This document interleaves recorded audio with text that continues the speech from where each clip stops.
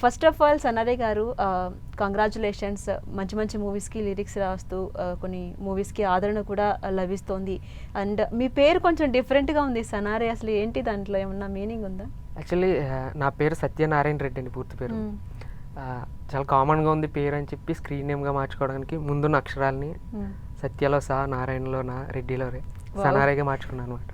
అంటే కొంచెం పేరే వేరేలా ఉంది అనిపిస్తుంది, అంటే నార్త్ ఇండియన్ లైక్ అలా అనిపిస్తుంది, లుక్ లైక్ అలా. అంటే పెట్టుకున్నాం, నాకేం అలా అనిపించలేదు. కాకపోతే కొంచెం ఏదైనా పేరు నుంచి కూడా సమ్ యూనిక్నెస్ ఉండాలని నేనే పెట్టుకున్నాను.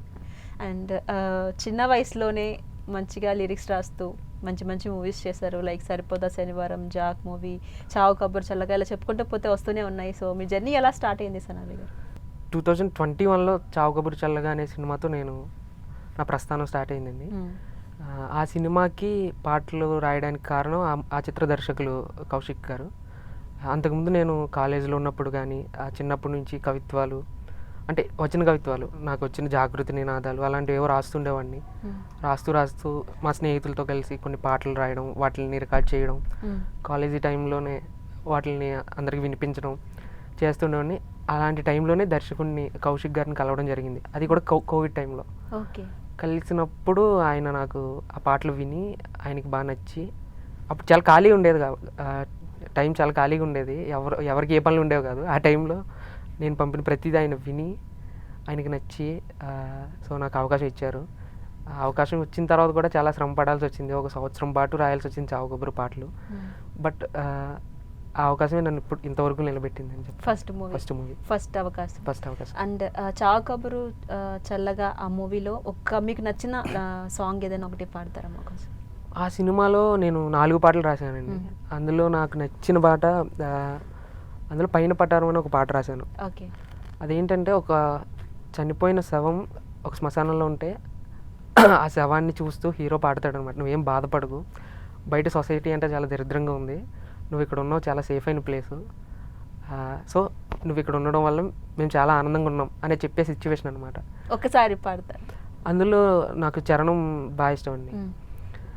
కారు బంగళాలు వేలికున్న ఉంగరాలు ఏవి రావంట, సచ్చినాక మన వెంట, నీతో ఉన్న వాళ్ళు నిన్ను మోసి కన్నవాళ్ళు, వెళ్ళిపోతారంతా వెలిగినాక సిటిమంట, మట్టి మీద నువ్వు కలిసిన బంధాలన్నీ అబద్ధం, మట్టిలోన పిచ్చి పురుగుల జట్టే చివరి ప్రపంచం, మనిషి తీరు మారదయ్యా పీటర్ అన్నయ్యా, అందుకనే చెబుతున్నా వినరాదయ్యా, బాధే లేని బెంగే లేని రేపేటన్నా సింతే లేని, సోటేదైనా ఉన్నాదంటే శ్మశానమేరా, అందుకే వీఆర్ వెరీ హ్యాపీ బాసు, నువ్వు ఉండేదే సేఫెస్ట్ ప్లేసు. సో ఇది నాకు చాలా ఇష్టమైన చరణం. సూపర్, చాలా బాగుంది అండ్ ఎఫెక్టివ్గా ఉంది వర్డ్స్ కూడా.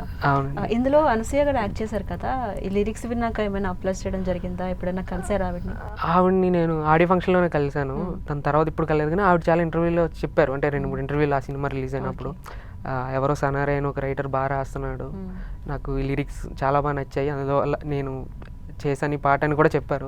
సో అది నాకు చాలా హ్యాపీ. డైరెక్ట్ కలవలేకపోయింది కానీ, బట్ అది విన్నప్పుడు మాత్రం చాలా ఆనందం వేసింది అనమాట.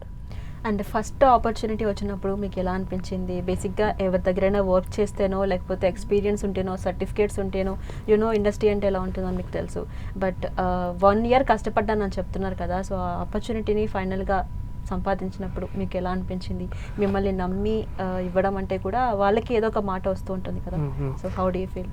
అసలు అది ఒక గీతా ఆర్ట్స్ అనే పెద్ద బ్యానర్ అని, అంటే నాకు బ్యానర్ తెలుసు, కాకపోతే దానికి రాస్తున్నానని, లేకపోతే ఇది చాలా పెద్ద ఆపర్చునిటీ అనేది నా ఊహలో అయితే లేదు.